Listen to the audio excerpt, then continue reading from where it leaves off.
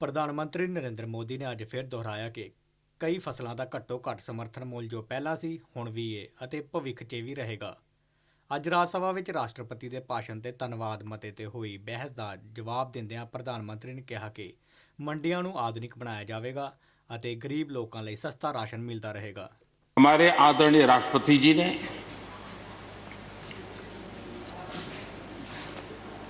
जो संयुक्त सदन में अपना उद्बोधन दिया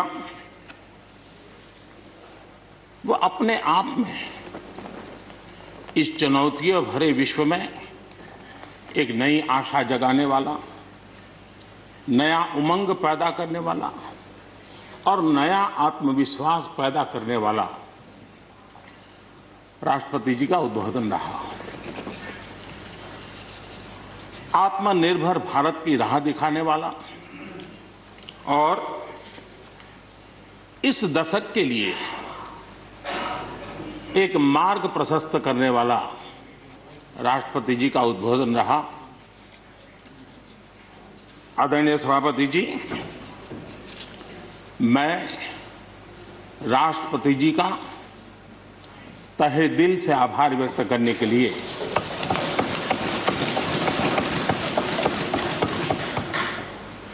आज आप सबके बीच खड़ा हूं। आदरणीय सभापति जी, ये बात निश्चित है, हमारी खेती को खुशहाल बनाने के लिए फैसले लेने का ये समय है। इस समय को हमने गंवा नहीं देना चाहिए। हमें आगे बढ़ना चाहिए, देश को पीछे नहीं ले जाना चाहिए। पक्ष हो, विपक्ष हो, आंदोलनरत साथी हो, इन सुधारों को हमने मौका देना चाहिए और एक बार देखना चाहिए कि इस परिवर्तन से हमें लाभ होता है कि नहीं होता है। कोई कमी हो तो उसको ठीक करेंगे और कहीं ढिलाई है तो उसको कसेंगे। ऐसा तो है नहीं कि सब दरवाजे बंद कर दिए बस। और इसलिए मैं कहता हूं, मैं विश्वास दिलाता हूं कि मंडियां अधिक आधुनिक बने, अधिक प्रतिस्पर्धी होगी। इस बार बजट में भी उसके लिए हमने प्रावधान किया है। इतना ही नहीं, एमएसपी है, एमएसपी था, एमएसपी रहेगा। इस सदन की पवित्रता समझे हम। जिन 80 करोड़ से अधिक लोगों को सस्ते में राशन दिया जाता है, वो भी कंटिन्यू रहेगा। इसलिए मेहरबानी करके भ्रम फैलाने के काम में हम न जुड़े, क्योंकि हमको देश ने एक विशिष्ट जिम्मेवारी दी है। प्रधानमंत्री ने कहा कि खेतीबाड़ी मंत्री किसानां नाल गलबात करते आ रहे ने अते अजे तक इन्हां मीटिंगां दौरान किसी तरह का तनाव सामने नहीं आया। उन्होंने जोर दे के कहा कि विरोध करना तुहाडा हक है, पर वो एक बेनती करना चाहते हैं कि इन्हां किसान प्रदर्शनों दौरान बजुर्ग किसान भी बैठे ने, कृपा करके उन्होंने घरी भेजा जाए। प्रधानमंत्री ने कहा कि वो इस सदन राही उन्होंने एक बारी फिर गलबात का सद्दा देते हैं। हमारे कृषि मंत्री जी लगातार किसानों से बातचीत कर रहे हैं, लगातार मीटिंगें हो रही हैं और अभी तक कोई तनाव पैदा नहीं हुआ है। एक दूसरे की बात को समझने का, समझाने का प्रयास चल रहा है और हम लगातार आंदोलन से जुड़े लोगों से प्रार्थना करते हैं कि आप आंदोलन करना आपका हक है, लेकिन इस प्रकार से बुजुर्ग लोग वहां बैठे ये ठीक नहीं है। आप उनको सबको ले जाइए, आप आंदोलन को खत्म कीजिए। आगे बढ़ने के लिए मिल बैठ करके चर्चा करेंगे, रास्ता खुले है। ये सब हमने कहा है। मैं आज भी इस सदन से माध्यम से भी निमंत्रण देता हूं। प्रधानमंत्री ने कहा कि सदन च किसान अंदोलन नूं लैके कीती गई चर्चा च दब के सियासी आगुआं वल्लों विचार रखे गए। ज़्यादा तो ज़्यादा समा जिस गल ते दिता गया वो अंदोलन के संबंध च सी। अंदोलन किस गल नूं लैके हो रहा है उस ते सारे मौन रहे, जिहड़ा चर्चा का मुख विषय होना चाहिए सी। प्रधानमंत्री ने कहा कि उन्हां दी सरकार ने खेती के विकास लई कई उपराले कीते ने। श्री मोदी ने कहा कि कुछ अजिहे लोग जिहड़े भारत नूं अस्थिर जां अशांत देखना चाहुंदे ने, वो बिना गल तो समाज के कुछ वर्गां नूं भड़का रहे ने। ਉਹਨਾਂ ਕਿਹਾ ਕਿ ਸਾਨੂੰ ਇਹ ਨਹੀਂ ਭੁੱਲਣਾ ਚਾਹੀਦਾ ਕਿ ਜਦੋਂ ਦੇਸ਼ ਨੂੰ ਆਜ਼ਾਦੀ ਮਿਲੀ ਸੀ ਤਾਂ ਸਭ ਤੋਂ ਵੱਧ ਨੁਕਸਾਨ ਪੰਜਾਬ ਦਾ ਹੋਇਆ ਸੀ। ਨਾਲ ਦੀ ਨਾਲ ਇਸ ਗੱਲ ਤੇ ਵੀ ਧਿਆਨ ਦੇਣਾ ਚਾਹੀਦਾ ਹੈ ਕਿ ਉਸ ਵੇਲੇ ਹੋਏ ਨੁਕਸਾਨ ਦੇ ਪਿੱਛੇ ਕਿਹੜੀਆਂ ਤਾਕਤਾਂ ਸਨ। हम लोग कुछ शब्दों से बड़े परिचित हैं, श्रमजीवी, बुद्धिजीवी, ये सारे शब्दों से परिचित हैं। लेकिन मैं देख रहा हूं कि पिछले कुछ समय से इस देश में एक नई जमात पैदा हुई है, एक नई बिरादरी सामने आई है, और वो है आंदोलनजीवी। ये जमात आप देखोगे, वकीलों का आंदोलन है वो न वहां नजर आएंगे, स्टूडेंट का आंदोलन है वो वहां नजर आएंगे, मजदूर का आंदोलन है वो वहां नजर आएंगे, कभी पर्दे के पीछे कभी पर्दे के आगे। एक पूरी टोली है जी जो आंदोलनजीवी है। वो आंदोलन के बिना जी नहीं सकते हैं और आंदोलन से जीने के लिए रास्ते खोजते रहते हैं। हमें ऐसे लोगों को पहचानना होगा कि वो जो सब जगह पे पहुंच करके और बड़ा आइडियोलॉजिकल स्टैंड दे देते हैं, गुमराह कर देते हैं, नए नए तरीके ढूंढो बता देते हैं। देश आंदोलनजीवी लोगों से बचे, इसके लिए हम सबको ऐसे लोगों को पहचानने की बहुत आवश्यकता है। ਪ੍ਰਧਾਨ ਮੰਤਰੀ ਨਰਿੰਦਰ ਮੋਦੀ ਨੇ ਆਪਣੇ ਭਾਸ਼ਣ ਵਿੱਚ ਪੁੱਛਣਾ ਚਾਹਿਆ ਕਿ ਕੀ 12 ਕਰੋੜ ਕਿਸਾਨਾਂ ਪ੍ਰਤੀ ਸਾਡੀ ਕੋਈ ਜ਼ਿੰਮੇਵਾਰੀ ਨਹੀਂ ਹੈ, ਕੀ ਸਾਨੂੰ ਕੋਈ ਹੱਲ ਨਹੀਂ ਲੱਭਣਾ ਚਾਹੀਦਾ।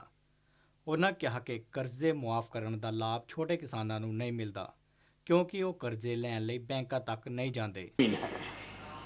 आज लघु और सीमांत किसानों की मिलाएं तो 86% किसान, ज्यादा किसान के पास 2 हेक्टेयर से भी कम जमीन है, और ऐसे किसानों की संख्या 12 करोड़ है। क्या इन 12 करोड़ किसानों के प्रति हमारी कोई जिम्मेवारी नहीं है? क्या देश की कोई जिम्मेवारी नहीं है? क्या हमने कभी हमारी योजनाओं के केंद्र में इन 12 करोड़ किसानों को रखना पड़ेगा कि नहीं रखना पड़ेगा? ਪ੍ਰਧਾਨ ਮੰਤਰੀ ਨੇ ਸਦਨ ਦੇ ਮੈਂਬਰਾਂ ਨੂੰ ਸੰਬੋਧਨ ਕਰਦਿਆਂ ਕਿਹਾ ਕਿ ਸਾਨੂੰ ਇਹ ਸਮਾਂ ਨਹੀਂ ਗਵਾਉਣਾ ਚਾਹੀਦਾ, ਅੱਗੇ ਵਧਣਾ ਚਾਹੀਦਾ ਹੈ, ਦੇਸ਼ ਨੂੰ ਪਿੱਛੇ ਲੈ ਕੇ ਨਾ ਜਾਓ।